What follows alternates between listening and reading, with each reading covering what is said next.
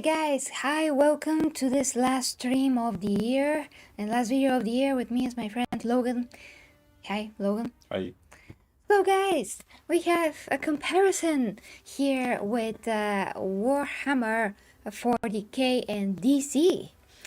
And that is pretty damn interesting, I would say, because we did not expect that such thing could exist. I mean, something from DC to be comparable to something in Warhammer 40K.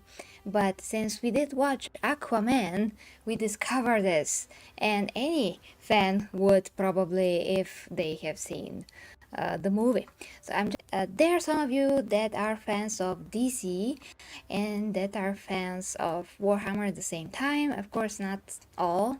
Logan here is a fan of DC and all comic books, and I'm a fan of pretty much the same thing and Warhammer. And he is well aware of Warhammer by this point because of me and what I do.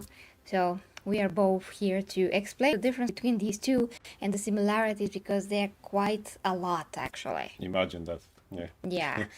And I watched Angry Joe, and he said a lot of crap about the movie and about the comparisons, and I was like, what? Hey, just check your comic book history, Angry Joe, before I decide to talk about this. I mean, he should, yes. He should check a lot of things for that, yeah. He talks from his butt a lot of times. But guys, it turns out that the movie actually added a lot of things to these Necros, which actually added to the similarities between them and the Necrons. So in the comic books, they're not that similar, but in the movies, they are very similar, and there are a lot of metaphors. It's literally like when you see something that inspires you and then you decide to create something of your own, but you wonder how to change things. So it's not exactly the same thing, but it is at least a metaphor of what you have been inspired by. Let's just inform you guys that at the end of the stream, for those of you that still care about what we think about Aquaman and how is it different from all the other reviews out there, because to us all the other reviews are absolute crap. And they just in the terms of Warhammer, they're basically like the fruit of a hive mind, because everyone just are talking about the same things and everyone have just the same opinion about the movie. That doesn't mean that they're right. It just kind of seems that like they have all talked with each other and they were like, oh yeah, we have the same opinion. Or just they're afraid that if they say actually good things about the movie, people say, but, and yeah. But yes, they're because they are, but because they're just very, I don't know. And that from actually from experience reviewers that, you know, we watch all the time. And sometimes we agree with them, sometimes not, but really, I mean, this time they all think the same, which is kind of weird. Okay, I mean, have they watched the same movie? Maybe. Okay. So the Necrons, quick introduction, story of the Necrons, so you can see how they are similar. Okay, so the Necrons, many or not many of you know their story. It is very, very long. So we're just going to say what is relevant to the Necrus. So the Necrons are basically one of the most, actually the most ancient race in Warhammer 40K. And they were just normal before that. I mean, they were just aliens that had very brittle lives. They were very sickly and they wanted to live longer, so they made a deal. Hey, old ones, give us your knowledge so we can become healthier and, you know, immortal. But the old ones were like, no, it's not a good idea. Just too much power for one mortal, you know, people, whatever, to hold. And the Necrons, which back then were called Necron tier, got really, really pissed off, and they decided to instead strike a deal with the Ketan, which were like the evil version of gods back then. And you can think of the Ketan as the devil, or, you know, some kind of manifestation of evil power, evil force that wanted also what the old ones had. And anyway, I'm gonna get too much into this. After the Silent King, which is the Necron tier king, decided that, oh yeah, we're gonna strike a deal with the Catan. that deal was basically to extract their souls, feed the Khitan, make them stronger. In exchange, they gave the Necrons metal bodies. They became like highly technological skeletons, you know, and that's how they became the Necrons. And they all glow in green, like you can see here, and that is very similar to what we see here with the Necros. The Necros. Necrus. Yeah, Yes. I'm gonna be a lot of nen. Necrus with you, Necrus. Yeah, on my tongue is gonna be very hard. So, so yeah, basically in Warhammer, that's like the fact that they're lacking souls. I mean, the green is like the indication that they're lacking souls. Um, their essence got replaced with something that has an evil nature, and all of that. And of course, after that, they basically fought the Khitan, won, closed them up into some chambers. I mean, they broke them into shards, used them as energy, and all of those things, and then got entombed. Is that the word? Okay. In tombs.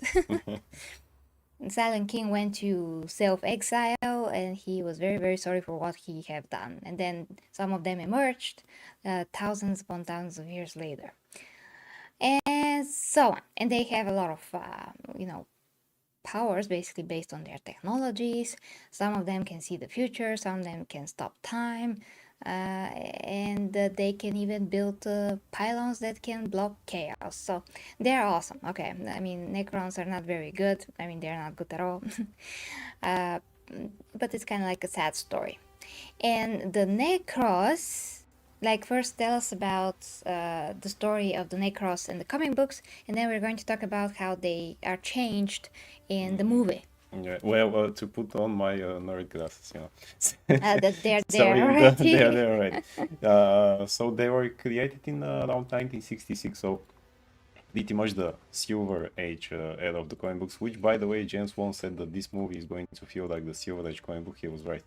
But anyway, so now first the difference is that in the comic book, Necrus is called the Black City, and it's one of the cities that you can find around the seas in Atlantis. But the trick is that it's kind of in a different plane, so the location is always different depending on one alien satellite that actually shows the location every time when the plane is at the same let's say position that you need to find in order to see actually the city. So it's always on a different place, but it depends where the satellite is going to be. And that pretty much is. They're ruled from by a guy named Mongo, who is not the same guy that we have here, but the character who is the king here is in living in Necrus. So it's actually a really small thing in a comic book there. In the movie, it's done actually way better because I think they decided, okay, we'll take this small thing and we'll make it even bigger. Actually, which is a great version. This is again one of those cases in which you make a better version in the movie that suits the movie, the story of the movie that you have, from something small and not so important in comic books. No undead creatures or things like that in the comic books for that part. Not even in New 52, where they use most of the things for the movies over here. So yeah, and should we say what actually Catholic them in the movie? So Yeah. all right. Then, so yeah, now the difference here, as we said, is that this is the lost kingdom, or the seventh kingdom of Atlantis. That's the movie version that we have here. And I think they also call it Black City once, but mostly it was back then the Lost Kingdom. So here we have this Kordax guy who apparently is the king because he was the brother of Atwan, you know, who Aquaman now has his trident. And as it happens, when people want more power, they do stupid things. Because Kordax, who is, as I said, character in the comic books, it's not the ruler of Necrus. He is from there, but that's it. And he basically wanted more power and to rule all the seven kingdoms and maybe more. What's up there? So he struck this deal like were they like evil power, was that right? Yeah, If I remember correctly, that's for like that evil part, magic. yeah. Evil magic and Evil magic that gave him this, you know, trident that is actually with that evil magic inside, so that he can have more power and turn himself and all the people and even normal people and the soldiers, pretty much everyone in Necrus, into these powerful monsters, so that he can defeat his brother, you know, Atwan, which of course didn't happen because good will always win. And here again we have that similarity with the green thing that basically shows that that's the evil part that took their soul away. So I mean, Cortex basically sell his soul to the evil thing, yeah, evil entity. it's just So yeah, it's very similar yeah, to the really, really Necrons, similar. because Yes, here Cortex.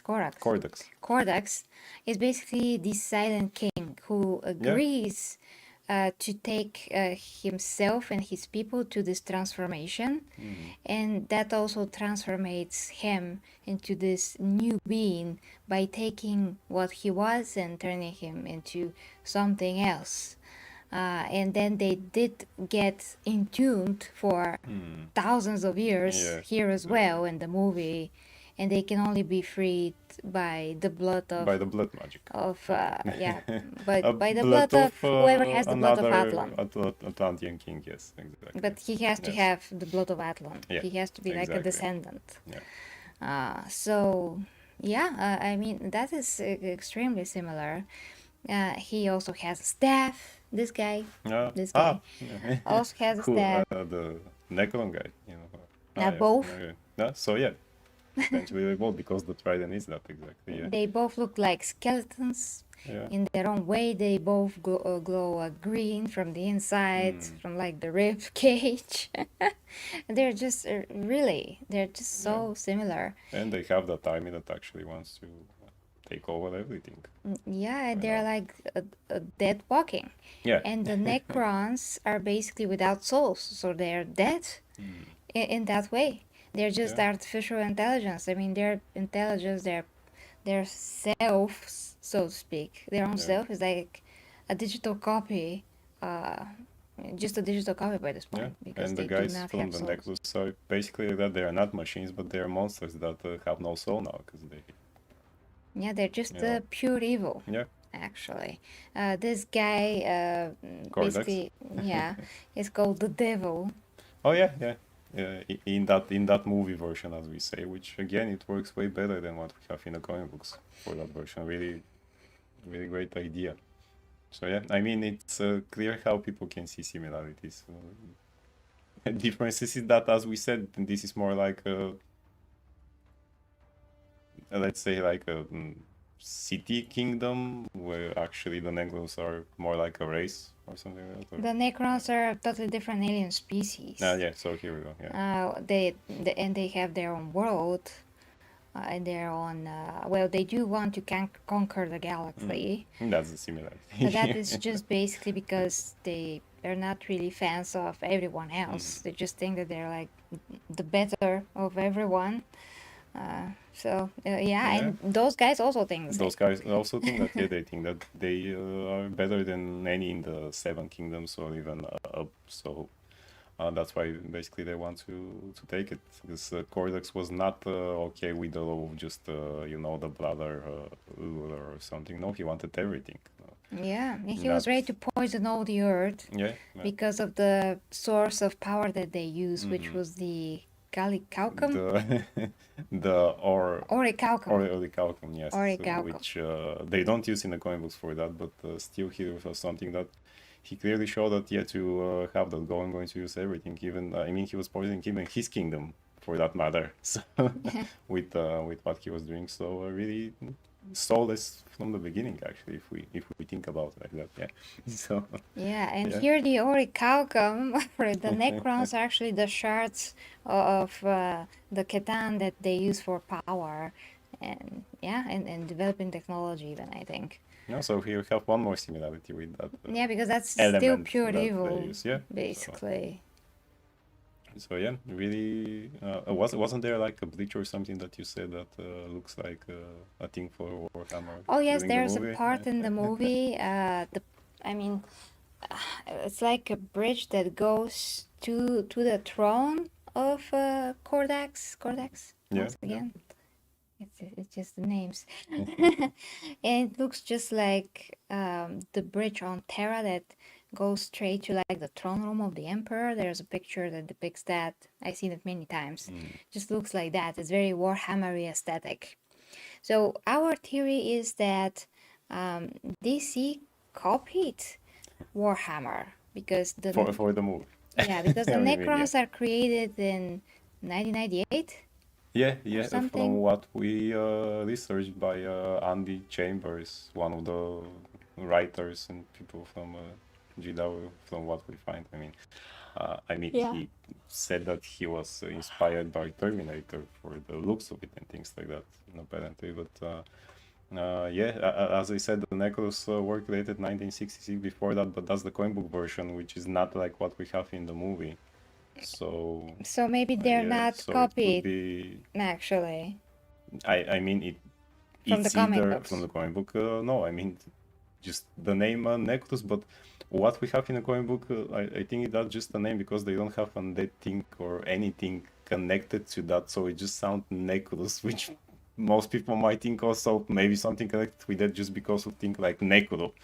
They still look But yeah, like human in yeah, the they look comic like book, human in the comic book. Some of them, Cordax has green skin. but that's Everything it. else is human like, yeah, but Mondo, who is the real ruler, actually has a normal human skin, things like that, much like Aquaman and all the others. So yeah, so it could be that now for the movie part, they hey, we have a poll, nice, Oh, awesome. great. Could be inspired. This version could be inspired from there. Unlike the, let's say, the first movie in which we have the people from the trench, which comes from the comic books, actually from the New 52. So maybe some stylistics here and the idea of that, which I mean, don't know who is the writer of the screenwriter for the movie actually, but who knows?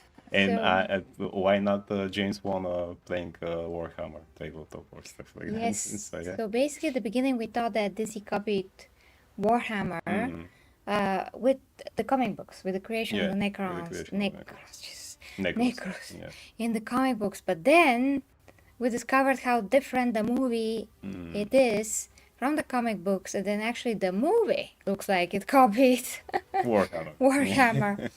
Yeah, so at the end of the day, this is still copied Warhammer to some extent because they just took what they know about the Necrons and just made it in the most similar way without being like a direct copy, but Yeah, just an without expression making them through meaning. machines. Yeah. I mean, in the terms of meaning, this is like almost the same thing because they are adopting an evil power to change themselves. Yeah. What happened here with the Necrons? Well, okay, the evil power did not lie to them. We don't know about that. It seems like the king Well, took it. Cordax was pretty clear with that as if he knew what was going to happen. He was ready to turn himself and everyone into monsters. I don't know, when he was turning But himself, it looked like he was shocked about it because he was like, ah. kind of, yeah, yeah. I So, mean, the other people were shocked for sure. yeah, for So, sure. so yeah. For sure they didn't know. Yeah.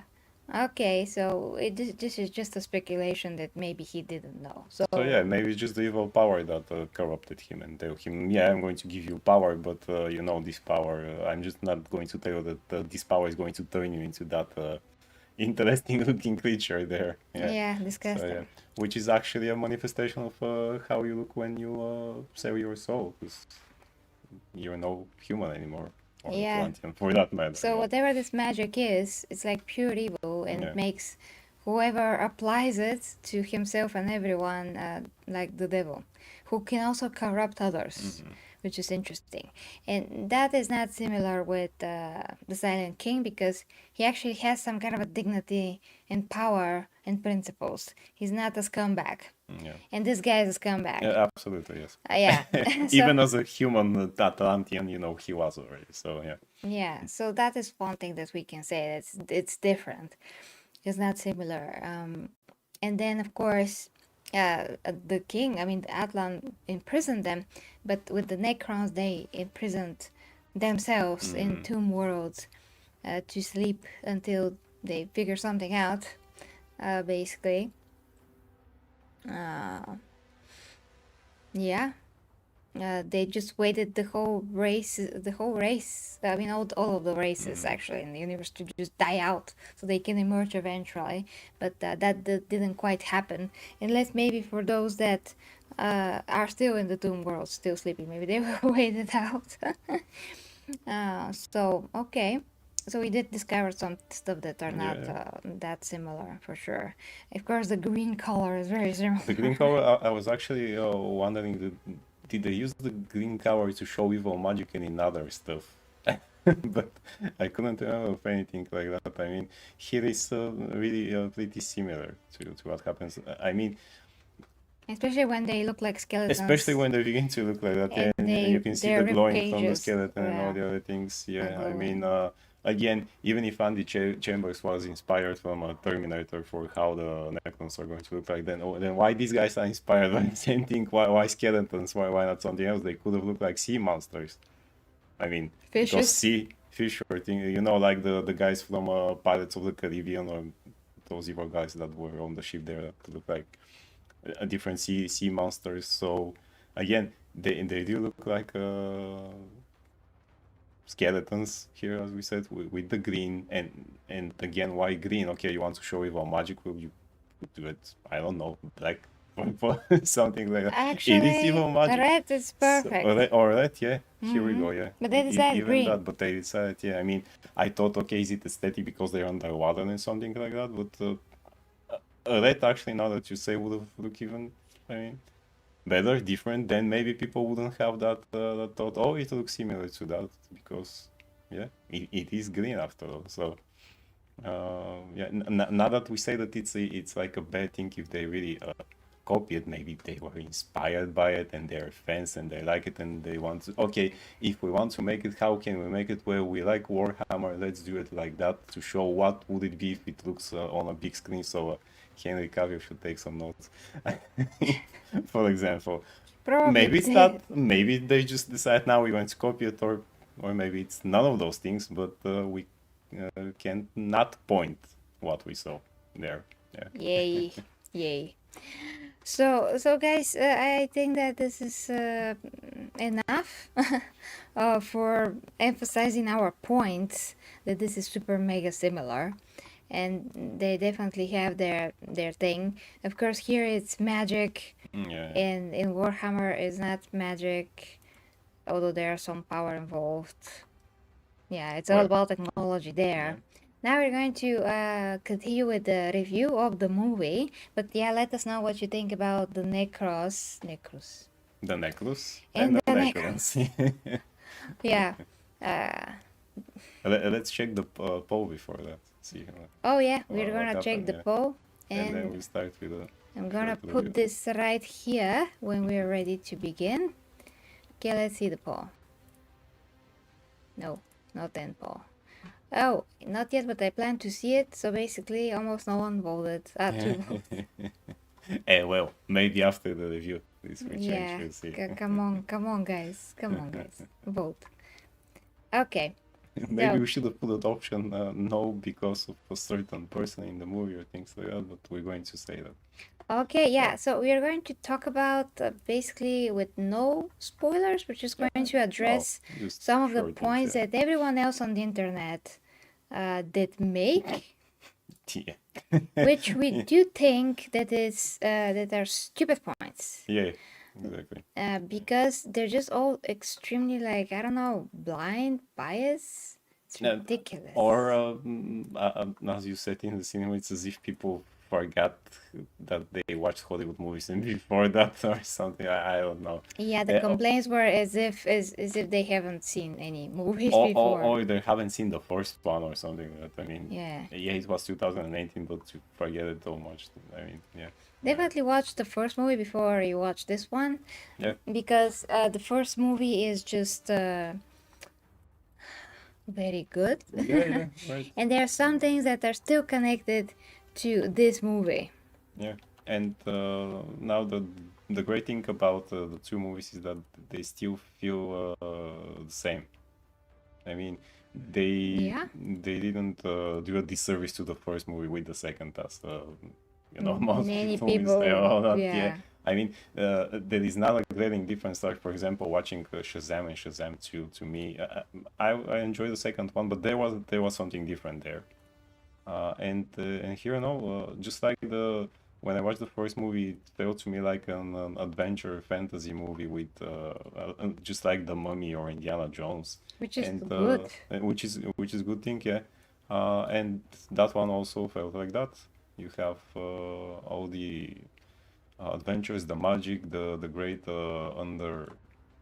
underwater cities and the whole Atlantis. I mean, if people complain about CGI here that there is too much, how are we supposed to do Atlantis now, to find it and go shooting there on location? Or Yeah. So, I mean, it just can't happen. And it's a good CGI.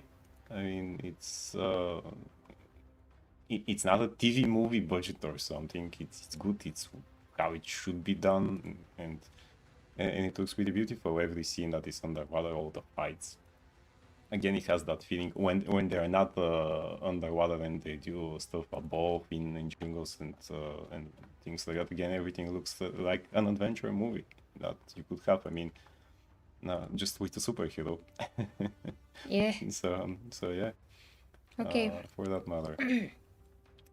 It really feels like a Silver Age Aquaman comic book, just as James Wan said it would be, because that's his favorite period of that, and it feels like that. Silver Age is one of the, to me, it's actually one of the, let's say, best stages for comic books. In that the Golden Age is too cheesy for me, which is the first Golden Age.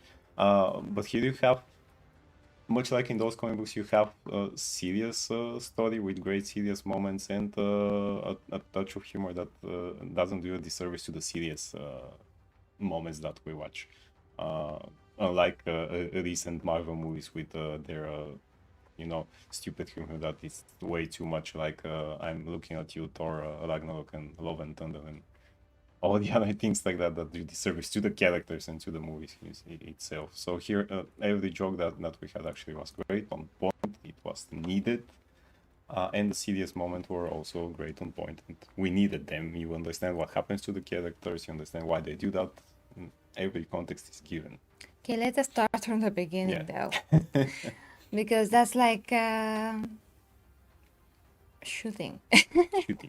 Okay, guys. So thank you, dear Titan. You can also take a note from this moment on, and we're going to. I mean, you can rephrase that in a different way, so we can like bring everything together. You finish with the pictures, right? Yes. So now we can start officially the review. Okay, officially, guys. Yes.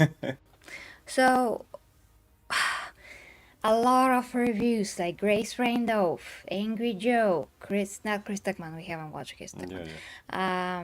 Jeremy Jones, and who else? Probably John Kemp. I don't remember. Oh yes, yes, John Kemp. Yeah. I mean, they all said the same things, and that is that Aquaman is a horrible movie. It's just super stupid. I mean, I'm paraphrasing, but yeah, it's like flat. It's like without substance, without cohesiveness. Forgettable. Amber Heard is absolutely horrible. Acting is horrible. Amber Heard is also again horrible. There's a lot of stupid stuff.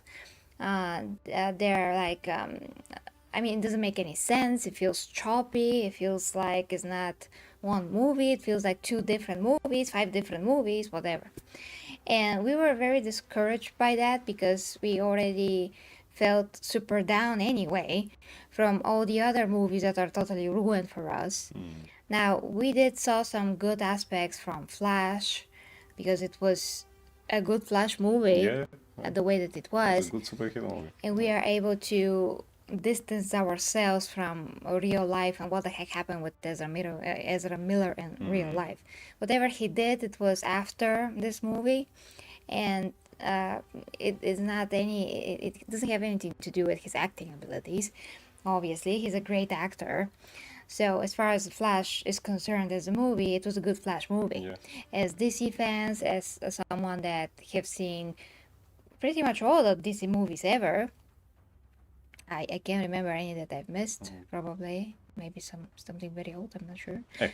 But for the most part, we are informed and watched everything that we could have seen from DC. So we know what we like. We know how the characters should be. We know how the characters, their nature, how they could be presented on screen. What's good, what's not. And with Aquaman, it's pretty much the same. So we have rewatched the first movie as well. Because we wanted to see how the second one's gonna fare. Yeah. Because, for goodness sakes, a lot of years passed since the first movie. As much as I feel it like it was yesterday, it wasn't. Especially after pushing the second one several times, you know. Yeah, that too. So yeah, we are aware that Aquaman 2 has reshoots, they removed Batman, they removed a lot of things that probably would be very interesting, and maybe, just maybe, the movie was a lot better at the beginning and the original idea behind it, but goodness me, this is not a bad movie, and I don't know all the criticism, where is this coming from, because a lot of this criticism is based on stuff that are ridiculous. For example, why does Aquaman has a trident? Why does the other king? Why does King Nereus, the father of Mila, also has a trident? Why does the bad king, Cortex, also has a trident? Yes, and if like you that. watch the first movie, it is explained that that is traditional weapon. Because Aquaman was like, why don't I have a sword? And Valko says because the trident is a traditional weapon of the Atlantean people. So that is why. That is explained in the first movie. It is not a mistake. Atlantean people who are, royalties. So yeah, the other guys use other things. But so that's explained. And even if by some reason you forget that, as we say, many years have passed, or you just start watching the second movie. I mean, it's Aquaman. That's why it's a trident. King Neptune. In the audio things like that has a trident. That's what it's based off. That's why the trident is. It's like again a fisherman thing. Even the gladiators that use that, it's they have a net and the trident. So it is kind of normal. I never thought of things like that even by reading the comic books. Like, why does this guy has a trident? No, he just has it because it's underwater. It's kind of logical, yeah. Yay! Another right. So imagine that. So that was a really interesting criticism. Yeah. Another criticism. There's a lot of criticism. So we have to mention the criticisms because really they have no basis of them. Then it was about Manta and how he gathered an army. Oh yeah, Black Manta. And how did you get this? Okay, so in the first movie it wasn't explained how did he has what he has, because it's clear that when he's a pirate, obviously he did pirating for some time. His father taught him. The father before that taught him. So that alone is enough for you to know that they have some experience and years behind this. Thus they have resources, and you can see that on in the way that they're dressed with the suits and all of that. And this time he was brought back to life, basically. He was hurt. He was saved by this doctor whatever. Dr. Shin. Yeah, Dr. Shin. And just, a Black Manta just picked up where he left off with all of his resources and everything. Yeah, he knows more. He hired more people.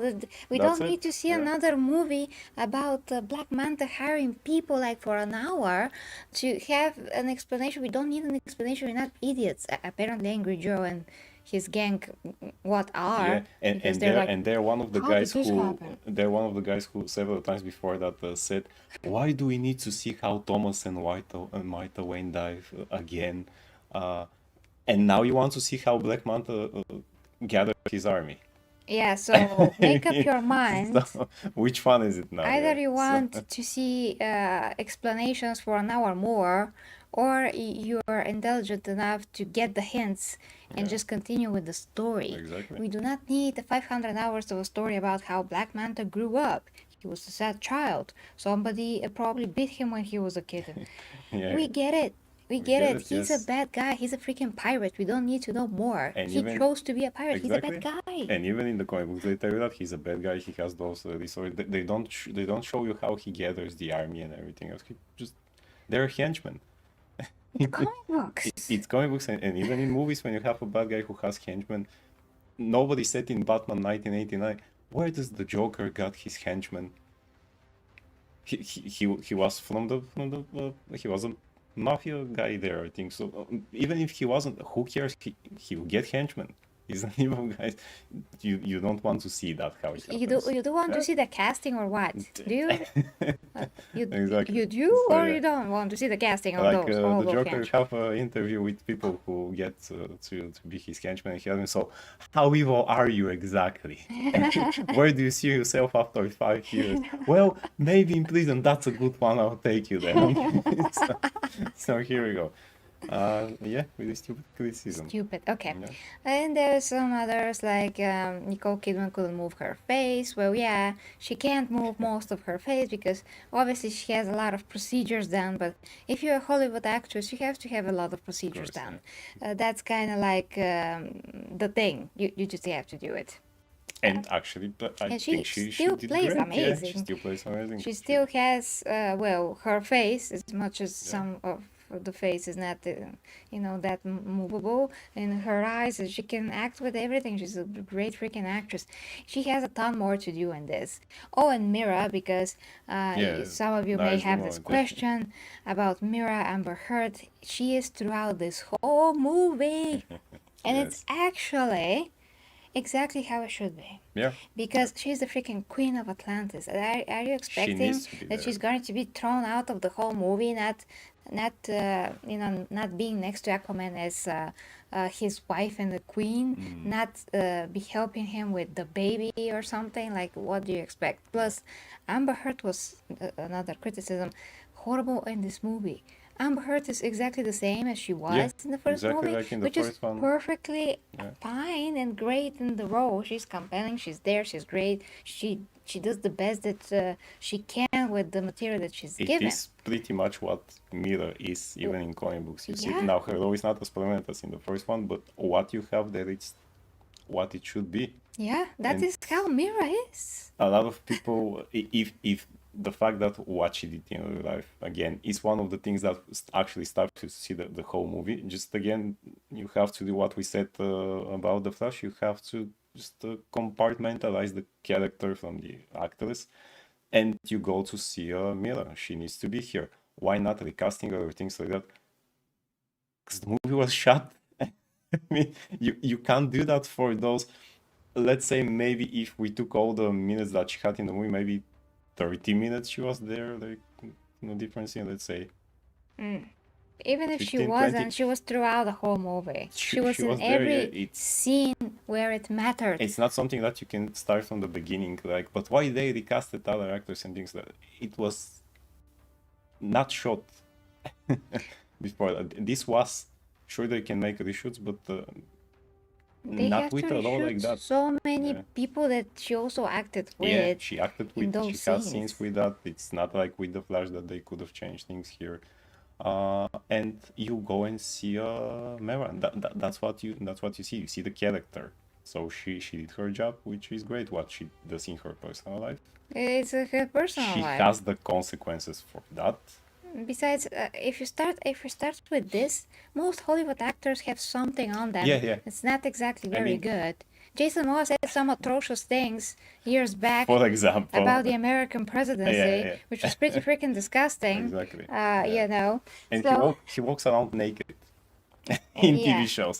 So even if you guys, if you take some of your favorite rock musicians or things like that, I mean, come on, Some of Come them on. screwed up somewhere. Just come on, yeah. But important is the music and the things they create. And here again, important is what they give you on the screen, and that's it. And I have a question. Yeah. Why can't we just acknowledge the good and the bad? Why we just acknowledge the The bad? bad, yes. I mean, Amber Heard did a very good job Yeah. in this Yeah. role.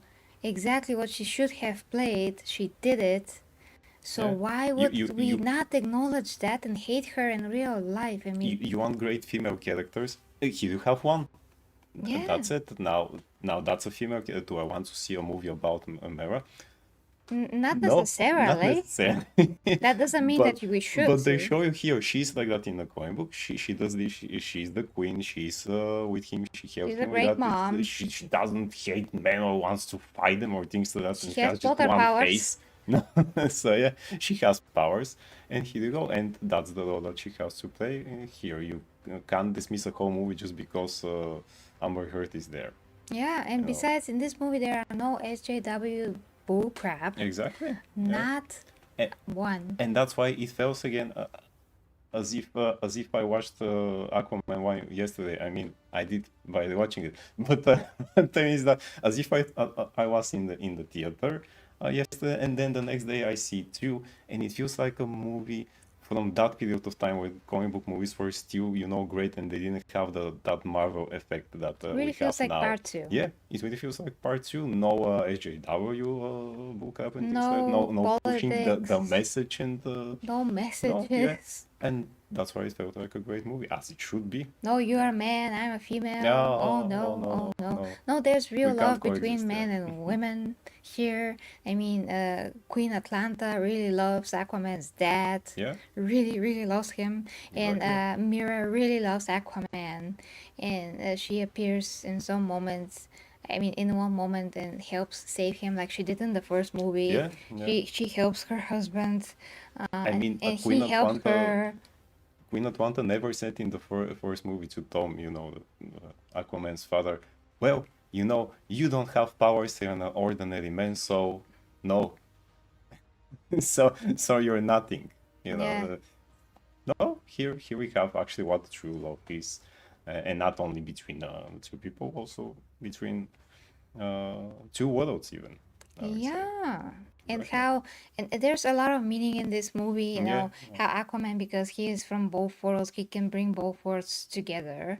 And he has to overcome the challenges that he faces in the opposition in his own freaking court, because there's like council with a lot of annoying fish people with a huge stick up their butts, and they just hate the surface dwellers.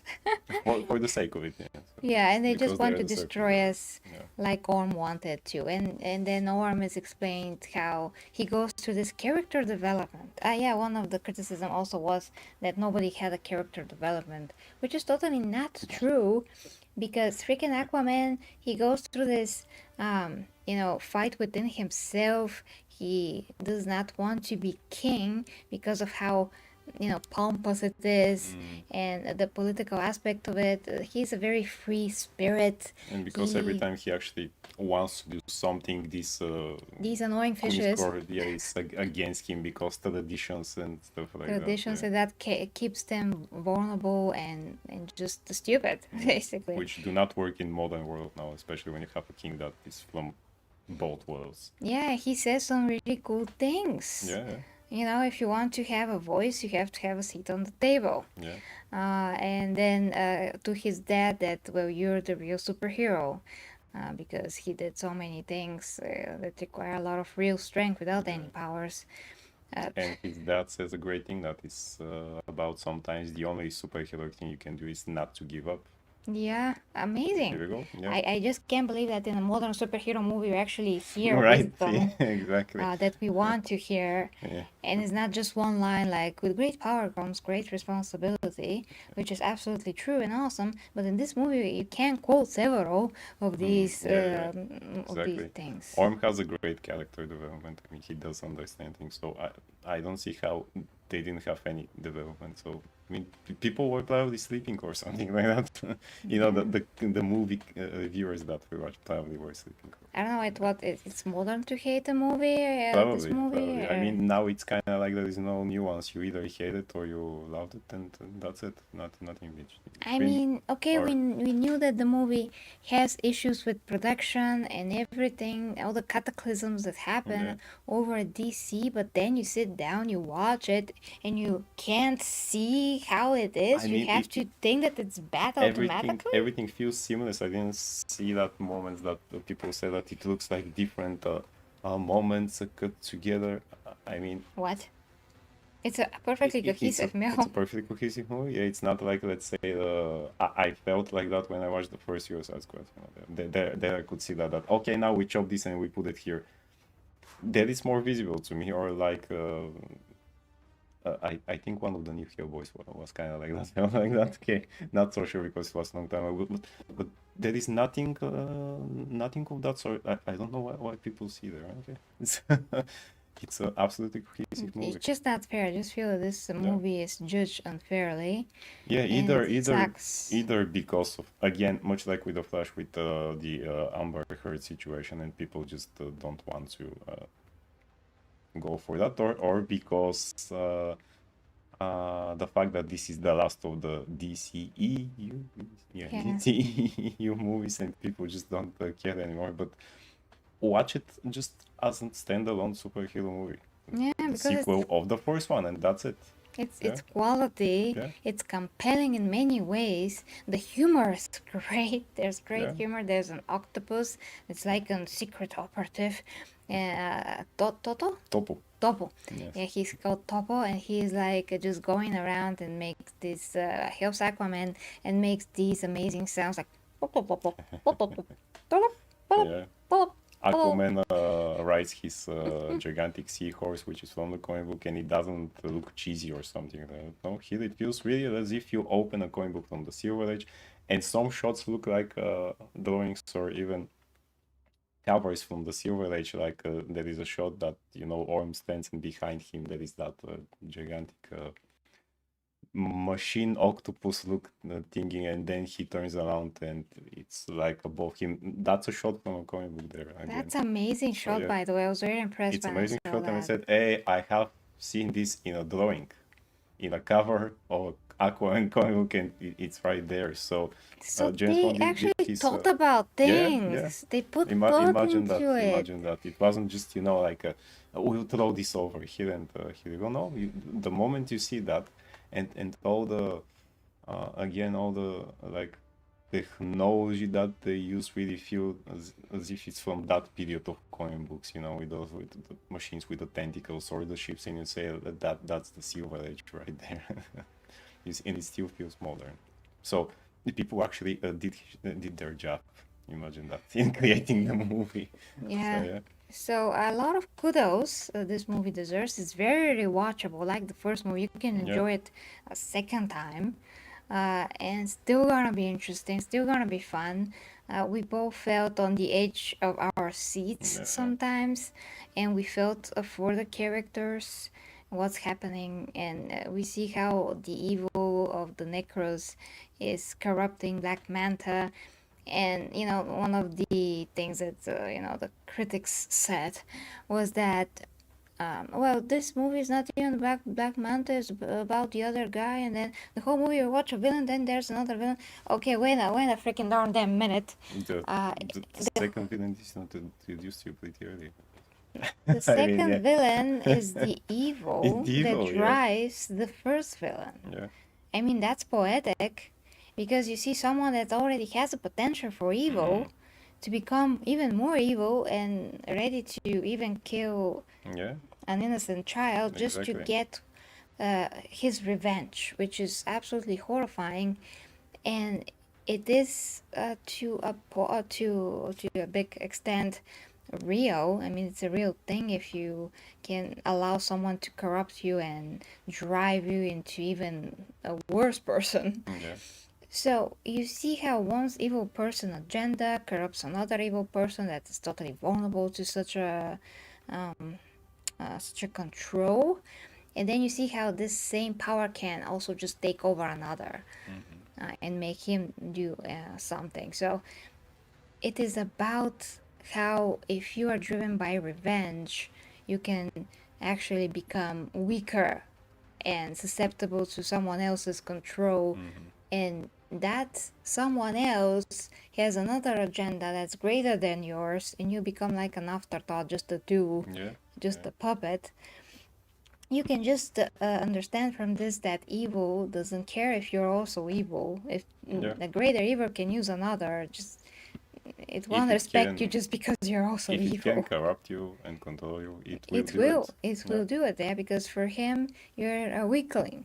You know, you're just a puppet. And the whole time in the movie, they do know what is the threat. They know that it's not only Black Manta that is the threat. I mean, they understand. Okay, something else is happening there. So why does he have this? How can he? Why he has powers now? And if the movie was just about him, without discovering the thing with the necklace and things like that. Were we going to watch just a guy in a power suit who tries to find Aquaman or what? Because in the comics it also he has a power suit.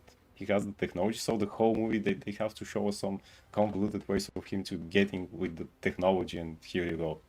So, yeah. Which would not work here. So you do have that bigger evil that is there. Yeah. Is it another villain? It is, but it's there the whole time. You know what the threat is. It is shown. There is an interesting comment there. Oh. Yeah. Hey, Jordi. It has action but many jokes. They're not that. They're really not that many. Really not that many. I mean, and they're on the place, on the spot. They are for the situation. As I said, this is not Thor Ragnarok or Thor Love and Thunder. It's not Ant-Man, freaking Ant-Man 3, which just, you know, where everything falls flat and exactly. It's stupid. The jokes are good and they are not as much. You have exactly that many jokes in the first movie between Mera and Aquaman, and even sometimes when we're talking with Thor, and here you have exactly the same amount of that. Okay, maybe 2-3 more, but all of them are great and organic. This is not the stupid comedy that, you know, talking with my hammer and my hammer is jealous because of the other hammer and stuff like that, and screaming goats every 5 minutes. No, I'm gonna buy my hammer a beer. I prefer watching a TV show about Topo than seeing 5 minutes of the two stupid goals in the or Love and Thunder. Because Topo is freaking great, guys. And Topo the octopus. Exactly. Is great. So, yeah. Yeah. And Jason Momoa in Momoa style, like Morbius moment. Okay, Morbius is one of those movies that actually has those choppy things that oh yes, like extremely choppy. Here we go, the choppiest movie of them all. Exactly. So, I mean, Jason Momoa does what he does here. Yeah, he's Jason Momoa, and guys. I like him here a bit more than actually what people said in his greatest role is this villain role in Fast and Furious.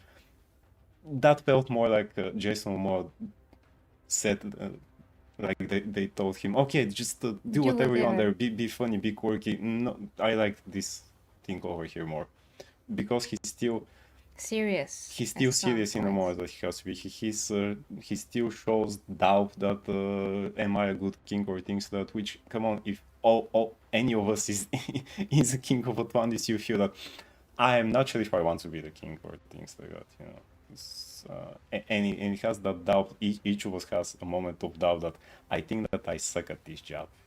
Yeah. You know, and then someone else will show you the wisdom of you're actually not as bad as you think you are. You just think you're not good in this or in anything. Yeah, because he's not the pompous guy that he thinks that the king of Atlantis should be. And he shows that in a great way. Sure, he screams most of the time woo and things like that. Okay, cool. But which Grace Lando said that, and even then I thought, I still haven't watched the movie then, but even then I thought, what? Wait, okay, when she said that this movie feels like a Saturday morning cartoon, and even then I thought, now wait a minute, Grace. There are two types of Saturday morning cartoons.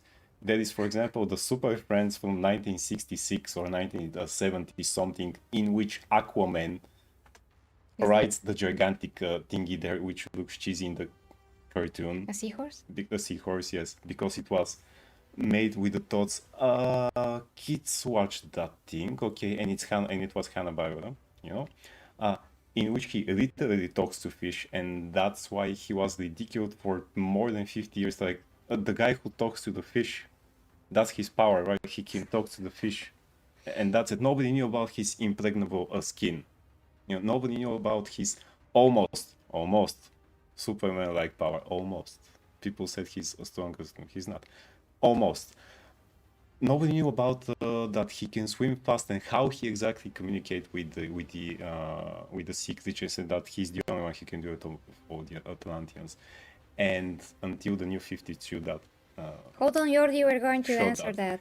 And these two movies actually show you this badass Aquaman that it should be. Okay, sure, he rides a motorbike, he drinks beer. Jason Momoa, cool.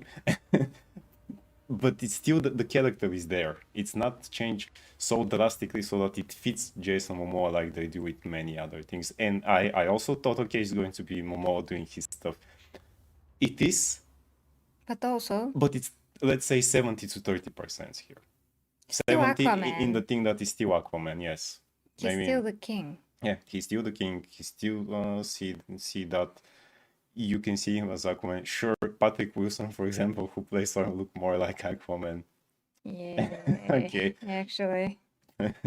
But that's just as look. Would have he done that as good a job as Momo? We don't know. He does a great Thor. Yeah, he does a great arm. And that's what you need here, yeah. So it's very important to, I mean, you already just hold on. I'm gonna answer that really. So it's very important to note that there's comedy and there's comedy. Yeah. There's ways to integrate comedy when it's suitable, how it is in real life. It has to be seamless. So when something happens in real life and it's funny, it just happens, but just a few moments ago, something else could have happened that's not that funny, it's not that good, it's not that exactly. positive. But then again, things changed and something funny happens. So this is how comedy should be done in movies, especially when you have serious moments as well. There's some moments, elements, episodes, for example, from Xena Warrior Princess, where there's like tons of comedy, but it's integrated in the context of what's happening, and it makes total sense, and it just on its place, and it just perfect. It lands, it does not fall flat, it lands on its feet. And here's the same, when you have comedy, it is perfectly aligned with the character of Aquaman, who he is, how he thinks. It is aligned with the character for, let's say, for example, I mean, Orm. I mean, Orm is not the one who jests like he says. Exactly. It is not suitable for a king to jest or something like that, he said to Aquaman. Yeah. But the way that he still kind of goes, goes with the flow of of how Aquaman talks, and he also makes some funny moments more funny. Let's say he also interjects some kind of a humor. Because he's like the fish out of water here Yeah, in but our world, also you kinda. just can't help. I mean, if you're Orm, you have to do that. Yeah. Because you're put to interact with this character, your brother Aquaman, that is totally different from you, and you are shocked and you don't know how to react, so it becomes funny. And then Aquaman knows a lot about the land, so they use that to make a joke about the food on Earth, which creates a very funny scene in the middle. Okay, like kind of like the middle of the movie, and then at the end credit scene just pays off the scene even more. It's just great. So all the things in context make perfect sense, and all the comedy is just great for what it is and where it was. But when it comes to Aquaman, I mean, when it comes to Aquaman being serious and being funny, he is absolutely serious Yes. when he needs to be, and stern with the council, when he needs to put his foot down, to say calmly what it needs to be done like a true king. And then when he fights the enemy as well, he is just like, oh man, I'm gonna kick your freaking butt here. And also, it kind of fits for this Aquaman to behave like that, like kind of like Jason Momoa, because he grew up in our world. Don't forget, just like you said, Orm grew up absolutely completely in Cut off. Atlantis. Yeah. Yeah. So he didn't. So he can't behave like that serious stick in the butt guy. He doesn't come from Atlantis. He wasn't born, to be raised to be a king all the time. So, but what I forgot to say about, again, like you said, there is comedy and comedy. Just as I was saying, there is Saturday morning cartoons and there are Saturday morning cartoons. This Aquaman is not the 1970 something super friends Aquaman. This Aquaman feels like It's the not first time cheese. he appeared there was an episode in which he appeared for the first time in the Superman animated series, the one from the creators of Batman, and then after that in the Justice League cartoon, which back then when I saw it, I said, oh, so Aquaman, because that was maybe the second time I saw him after those cheesy cartoons. So Aquaman is actually cool because they show you the real version of it. And this one, he feels like that. Okay, maybe, let's say it's not exactly like in comics, but it's like that, the DC cartoons, the DCAU, as they call it for animated Not the universe. cheese. So yeah, it's not the 1978 cartoon. It's not something that you watch Saturday morning with your bowl of cereal and things like that, and you just digest and you watch how things move. It's the good, let's say, 90s superhero cartoons to 2000 here. Yeah. You have all the serious moments, you have all that. You have the meaning, yeah. you have the substance, It's you have not everything. even a 2005 superhero movie, which Morbius feels like. But it sucks though. Yeah, exactly. This one, really, really great. Okay, so I just want to, reply to Yordi. So yeah, Jason Momoa and Jason Momoa style, like the Morbius moment. Nah, not sure about which moment that is. There were lots of bad moments in that Yeah, movie. there's also a Yeah. joke, and Aquaman calls Orm Loki, which is suitable actually It's for the suitable, story. and let's not forget that it also, there is a mythology with those things. Yeah. It's not just the Marvel things. Yeah. So, The mythology is long before. Plus, I probably, again, people with torches will try to kill me on the way to the subway, but who knows? I like the connection between Aquaman and Orm in those movies more than Thor and Loki. Yeah, because they do feel different. Because they grew up in absolutely different environments, and they do behave differently. Do I want to see show just about Orm? No. He works best like now in those movies, I would say. But I like that connection more. They're really different, as it should be. And somebody addressed the elephant in the room in this movie, and they actually showed Nicole Kidman, Queen Atlanta, as their mom, and how she connects them, and she reminds them that they're both her sons. So they both love their mom. So although Orm is an ass, he's not an ass because he's evil. He's an ass because of his principles and how he grew up.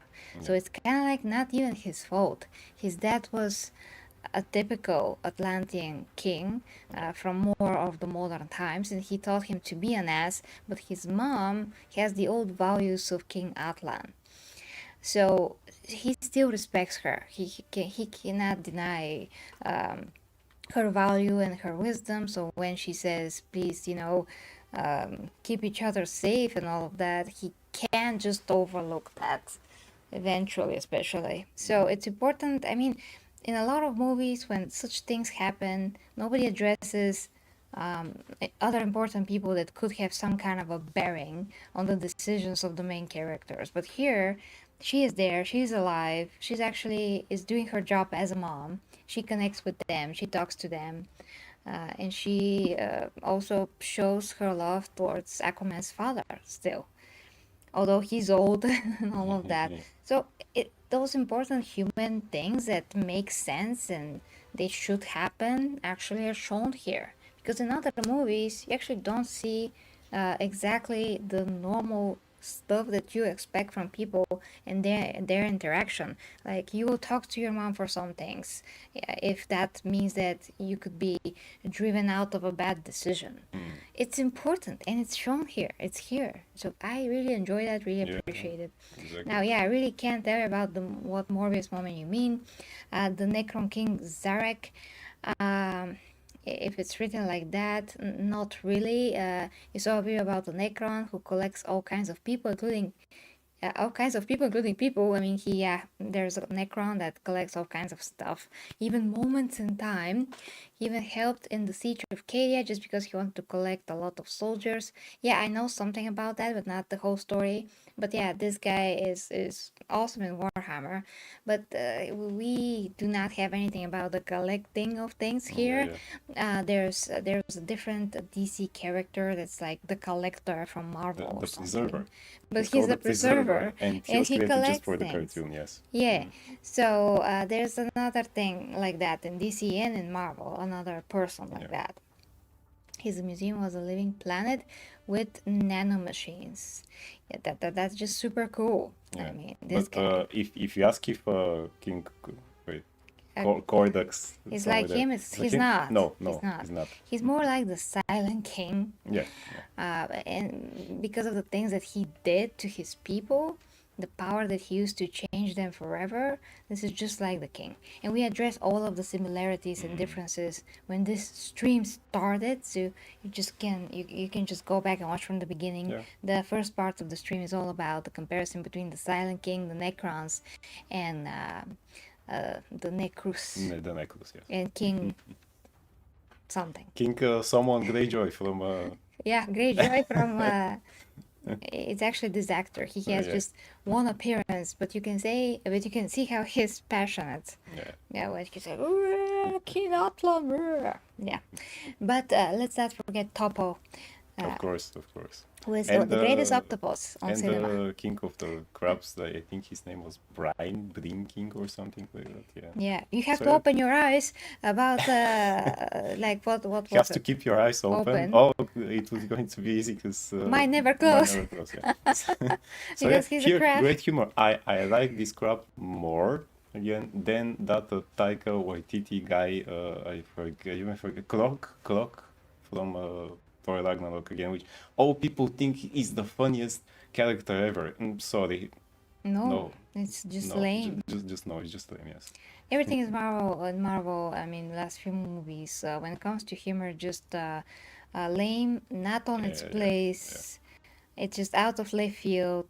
It's dumb. This is not a video about Marvel versus DC humor, but at least DC never actually overstepped in such a stupid way like Marvel did with the humor, and never tried to deprive the movies of substance because of humor. And that joke comes to mind with Batman v Superman. Is she with you? No, I thought she was with you. Yeah. That's great. That's just on the spot. Yeah.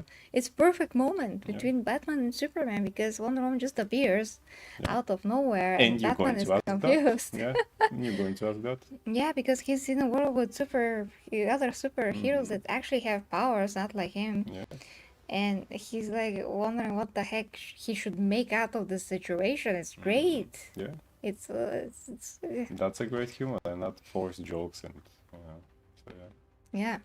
Okay, guys. So we have been talking for an hour and 10 minutes. Watch the movie. What a freaking yeah! I mean, we know that this movie is gonna fall flat, but it really doesn't deserve to do that because it's just a quality movie.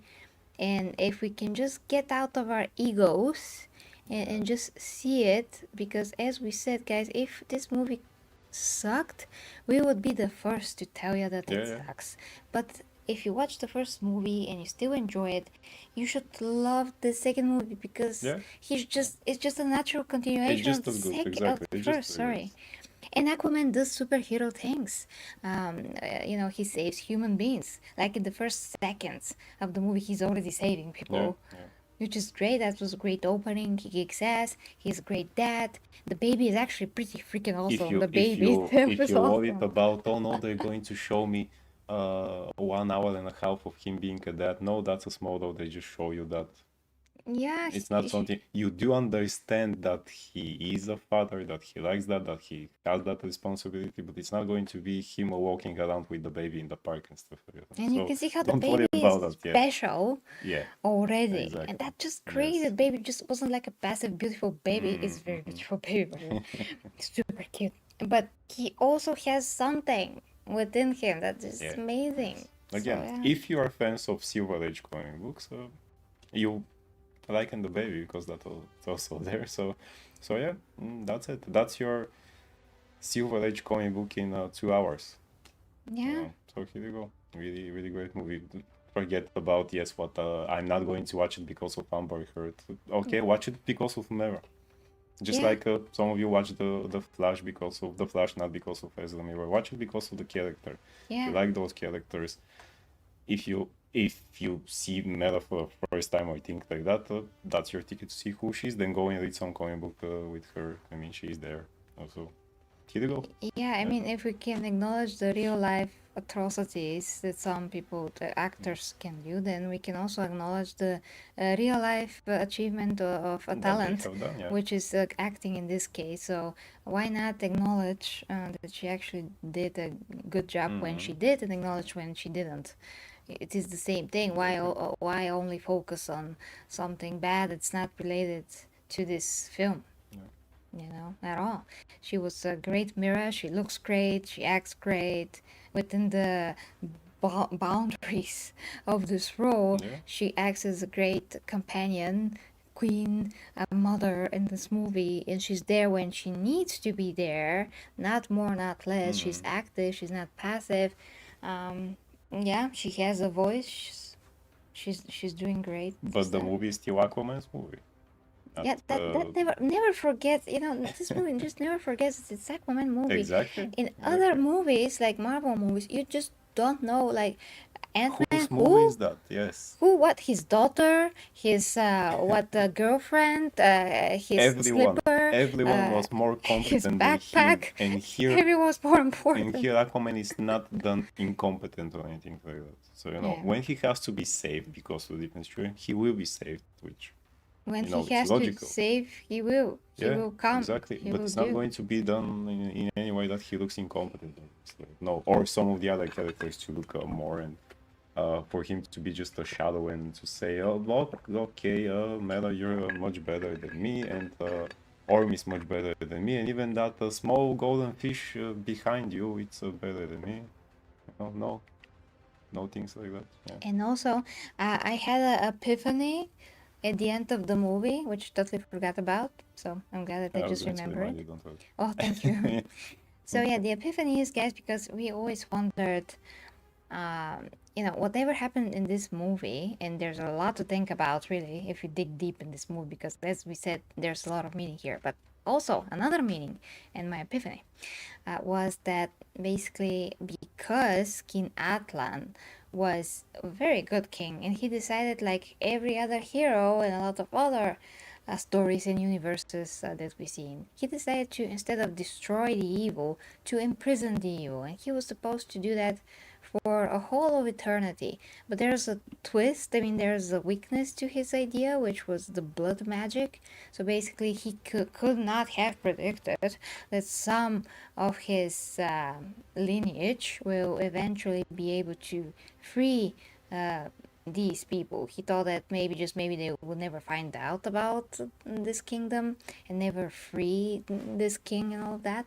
But of course, this is a huge opportunity for someone somewhere. If there's only the blood that's needed, the king's blood, to free the people. So my point is, guys, that once again we see a decision from a king or from a hero, that instead of vanquishing an evil, they decide to just imprison it, just to not kill the said evil, because if he just decided to kill his brother, none of this would have happened now. So we see someone that has no backbone in terms of the decisiveness to destroy or kill. Then years later we see the consequences of this lack of decisiveness to kill. And I'm like, okay, so superheroes or heroes a lot of times decide to not kill, and we think that that is, very good. That is how it's presented. In the same time, we have this conundrum that when a hero is a warrior or a soldier, they can kill because they wear the mantle of a soldier or a warrior. So if they call themselves that, they can totally kill. It's fine. Yeah, We yeah. accept it. Captain America has a gun. He shoots people. We don't see who he shoots and how they fall and the blood from the bullet entering, but we know that he shoots people from the first few moments of when he became Captain America. He killed a lot of Nazis in the comic. Yeah. Just saying. He's a Yeah. soldier, so it's He's a totally soldier. fine. He's totally morally perfect human being, and he kills people, and we know that he kills people, but we never mention it. But when it comes to Batman, who is a vigilante, he's not officially acknowledged by any powers to be a soldier or a warrior. Then it's not okay for him to kill people because he's not officially acknowledged to be a soldier or a warrior. Yeah. Like, what is that? I mean, if Gordon, Sir, Yeah. whatever Commissioner Gordon, Gordon, Commissioner, yeah. Sir, yeah, So good. Sir Gordon. Because he's British now. Yeah. Okay. So if he comes and he says, "Oh, Batman, you are now a member of the police, and you officially have the permission to kill if somebody is attacking you, and you can't stop them any other way. You have the right to shoot them or something." And Batman will be able to kill then officially, and nobody would care, and nobody will judge him because he's now a police force. Yeah. Okay, but he's a police force, but the only difference is that somebody official will acknowledge you as something that you already are. I mean, basically by the way that you work, but the only thing that's gonna change that you weren't is the fact that you're going to be able to go all the way and actually kill someone. That is. Or if you're a warrior. Yeah, because when I used to watch Xena Warrior Princess, there was the same thing. She's a warrior, she kills. And there was talk about that. Should you kill? And then her partner Gabrielle was on the same path to becoming a warrior, but then she decided, no, I'm going to adopt the way of peace and not be a warrior. And then she saw that when she does that, people die. A lot of people die. If she tries to incapacitate someone, sometimes it works, but a lot of the times it's a matter of life and death, and she can't just do that fast enough to stop someone. So she does have to use lethal force. It's just inevitable in certain situations because it is a situation of war. And whatever happens on the streets with Batman is a situation of war. It is small scale war, but it is war. Those people are out to get him. They're out to kill him. It is a war. He calls it, "It's my war." Exactly. But he still doesn't take any lives. Like, of course, in some situations you could totally not, especially if you have other technologies. It's a long topic. I'm sorry I brought it up. That's one of the topics. It's just that a title of someone in our eyes can enable them to kill, and we're okay with that. But when they just decide on their own to do that, we are not okay with that. But the difference is just the title, So yeah, think about that. And also, actually, that wasn't my epiphany. That still wasn't. Yeah, that's the way to it. Actually, you can say this is the second epiphany, Oh. but the first. The one that I actually wanted to talk to you about is that when we think about should someone kill or not kill, we always think about our own morals in the real world. But I do think that we have to separate the two, and actually in the context of what we are watching many times, it's different because the world and how it operates, when their beliefs and their systems, we don't have here such gods that they do, such powers that they do. So sometimes in the context and the world that they are living in, the moral thing is to kill. Sometimes in that world, the moral thing for us is not to kill. In our real world, real circumstances, and what we know that it's real. For us is not good. For their world, for the for the time being, that the time slot or the time period that this is taking place in, the story that is developing in a certain place, certain time, all of that, certain creatures and all things that exist there. It is okay to kill there sometimes. It's not to kill there sometimes, but this is their own rules. We should not apply that to our world. I think that our mistake a lot of times is that we are applying our logic from our real world to the fictional world, where there are so many other things that exist there and other circumstances that can never happen in our world, but they can happen there. So, these are two different worlds, really. Yeah. So also they have different situations in which most of us will never be. Exactly. So that we actually have the saying on that. Why Superman snapped Zod's neck? It was a pretty clear situation why. It was pretty clear that he didn't enjoy it, nor that he wants to do it. I mean, and I don't understand when people have that criticism to the movie even to this day, because it's shown. Why is it? Even if you get Wolverine in comic books, sometimes he has to kill. Not the moments when he was a soldier or trained for the samurai or things like that, or even trained as this big killing machine with I forgot my thought. Yeah, with brainwashing so that he kills and all the other. No, he understands pretty good in the moments that sometimes first of all, that's the only way sometimes. Second of all, he understands sometimes to defend another people or being in a different situation, I have to do it. Then it's when it's a must. And this is the situation that we cannot apply in our world. Yeah, we don't have Zod here in our world. We don't have a Superman in our world. But in the Superman world, that happened. That happened, yeah. And what he could have done, he did the thing. He did the thing which will protect the world. And in this case with Aquaman and Atlan, he didn't do the thing in the circumstances that we will never have on Earth in real life. And because of that, we once again see the consequences, the hypothetical consequences, that if you don't have the backbone to take this extra step and actually kill, you also have the consequences in years down the line that will come back to bite you. That, I mean, in real life, you can imprison someone, they can never, get out of there, and they can get some kind of a punishment without taking their lives. But in the comic books or movies, that will go away all the time. That will come back. So if you don't have the backbone to kill, this will come back. And that's it. I mean, we see this countless of times. He had good intentions, but his plan and his magic was flawed, because any one of his lineage that has his blood can break this spell, and God forbid it happens. Those freaking Necrus could have destroyed the whole world with a stupid orichalcum power source. Poison the whole world like they poisoned themselves.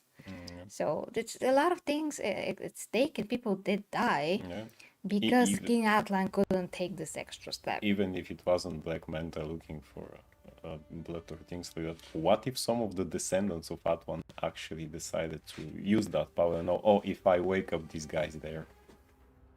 What if he was exactly like a Kordax? I mean, Atlan cannot know what his descendants are going to be. I mean, hell, Orm could have had that thought let's say, in the first movie when he was more of a douchebag. So here, the flow there is pretty clear in that. Yeah.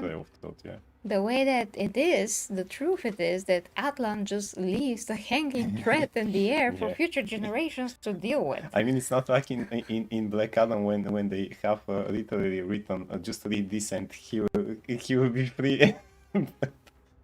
But it's still a flawed plan because of something that he didn't have the guts to finish to the end. Yeah, you were representing pure evil. Yes, it was his brother before he decided to become something else. So It wasn't his brother anymore after that, so yeah. he killed himself, his brother. Yeah. He killed himself by doing this. So it's not like he's killing his brother. He's killing a creature that just has some body left of his brother. Yeah. That is it. That's just someone is wearing the remains of his brother. That is how it is. So lacking the backbone to do this, King Atlan, the great wise King Atlan, actually not that wise anymore when we think Yeah. about it. But this is still carries a lot of meaning because you can make all of these, all of these conclusions that you just in certain circumstances, and it's actually unexcusable not to kill. Yeah. It is In that unexcusable. situation, It's not only the right thing to do, but it's the must thing to do. What? Yeah. That is it. Context is everything. I say that many times. I say it again, guys. You cannot just blame someone or the opposite of blame, accept something without context. You have to have context. You have to measure everything as objectively as possible without any feelings. Just see the facts, measure them, see what's good, what's not, what's better, what's worse, and decide what's right for a particular context. It's not all black and white, really. I mean, in life is not, but when it comes to comic books and comic book characters, you really have to just judge a situation not by our rules and our morals, but by theirs, by their world, and by their circumstances, their creatures. And hi, Matty. Hi, Matty. We are just closing up, but do you see the comparison between the Necrons and the Necrus in the beginning and The whole video. The whole video. the whole thing is Yes. it's 1 hour and 30 minutes now. So thank you so much, guys, for watching. I want to say something. Watch the movie. Watch the freaking Obviously, movie. yes. Really. I give it an 8 out of 10. Yeah, exactly. An 8 out of 10. Great. It's a superhero movie. It's an Aquaman movie. Yeah. It's just great. Watch the first movie if you can. You're going to do yourself a favor if you just watch the first movie before this, because really. you're going to see the quality, that how it's sustained and continued perfectly, and how everyone are actually absolutely wrong about this movie. Mati, because I see your comment, I'm just going to remind you. Remember what we told you about the Flash, and you watched it. And we were what happened right. after that? Do the same thing now. Yes, because Yes. we have the same ways of analyzing exactly. things. Yes. No. No, you do it, man. You do it. You gotta watch it. You gotta watch it, yes. Okay, again. We Again. said it earlier in the video, but much again, as I told you, and I think the Empress told you before that, Yeah. much like with the Flash, you will see Mira, And not Amber not Heard. Amber Heard. That's what you need to watch. She really embodies the character. Much like in the Flash, you saw the Flash, you forget about Ezra and his, stupidity and everything. You go there, you saw Buddy Allen, the Flash. Here, it's going to be the same thing. Just try it. The same thing. You have to give credit where credit is due. So, like we said before, if you can say that someone sucks because what they have done in real life, in whatever context, you can also say that and acknowledge their what they did good in real life as well. Yeah. So if you can see one, why can you not see the other? Why can you actually see the good? Why do you want to see the bad only? You have to also see the good because she really did a great job. Like the first movie. If you've seen the first movie, you can watch the second movie. It's the same thing. Yeah. Nothing changed. Yeah.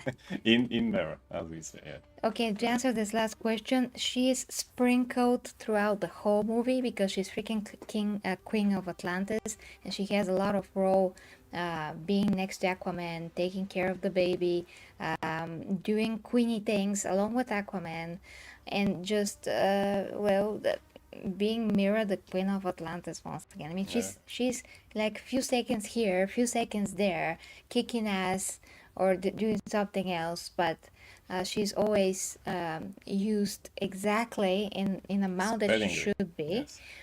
But she's from the beginning to the end of this film. Yeah. Just sprinkled throughout. There is. Yeah. She is exactly And the amount of the movie as she's supposed to be is Queen of Atlantis. That's it, yeah. You Because see, if you can't stand her that much, you see in the other characters. That's it. That's a good example there with we. she acts like she does have dignity in real life as well. Yeah. I So mean, she's so good. that's a You will good never example know. about if you don't like people, you don't want to be around them. Sometimes you still have to do stuff with those people. Let's say maybe people with who you work with. You don't have to like them. You just need to work with them. So you don't need to like her for the movie to work for you, because the character will work for you. So that's it. You just go and see it. I mean, I also don't like her in real life for what she did to Johnny exactly. Depp, but I can still watch the movie and see You the just character. compartmentalize that. You see the character. That's what you have to I do. just don't think it's right to forget everything that somebody has done that is good and decide to not appreciate it at all and not acknowledge it and just only remember the bad because no one just did good in their lives. I said it in the beginning of the stream, if you watch, not in the beginning, maybe in the middle. I said it with some rock musicians or things that, I mean, not all of them are angels. You still appreciate the music and what they do. You still appreciate the art. Jason Momoa said stupid politics things before. Very bad, very stupid. Everyone did in some point. There's no like perfect Hollywood actor, and even Lucy Lawless that I love so much is the freaking stupid activist SJW. Ugh, I don't want to continue. But we still love Xena, as we say. Harrison Ford speaks stupid things for the most of his career. We still love Indiana Jones as a character, Han Solo. He still acts perfectly. Yeah. So here we go. That's it. So yeah, and Orlando Bloom apparently he has nothing to do these days because he's like a beer commercial. Yeah. I mean, what's it? I saw him and when I watched Aquaman the first time. Okay. So yeah, Mati, go and watch it. And watch the whole video. Still. Sound issue, it's clicking. Well, we are closing anyway. Yeah. Let us know if anyone else has a clicking issue. I didn't click anything, but yeah. Okay, guys. So, 8 out of 10. Go see the movie. Hopefully, well, we know that's gonna flop, but still, maybe people are going to check it on HBO Max later. It does not deserve the criticism that it gets because of all the reasons that we explained earlier. So yeah, go and check the review from now on. We wish you a very awesome, happy new year. We hope that you have an amazing 2024. This is this. If you like to use my services as a coach, I use OnlyFans as a platform to give you sex education, which is intimate relationships, personal advice on that, anything that you need on fitness, health, nutrition, create personal videos for you, ASMR. If you need me, only $5 a month. My own physique updates and how I explain how I'm into shape the whole time, even on the holidays. So yeah, woohoo! Just OnlyFans is a great site to upload such things, not only explicit content, but also meaningful stuff if you wish to use it this way, and I do. So that is what I do. So New Year tomorrow, we're going to see each other as soon as I can recover from the new year and continue with all the Warhammer content that I do. Thank you. Rewatch this video, Empress. You will hear it for yourself. Ah, yes, I will hear it. Okay. Thank you, dear Clayton. Yes, I hope 2024 will be better for everyone. When it comes to the art and person, it all depends on who is the person and what acts like we're talking about. Not sure if I got this entirely. For the art and the person. Yeah. If you still appreciate the art.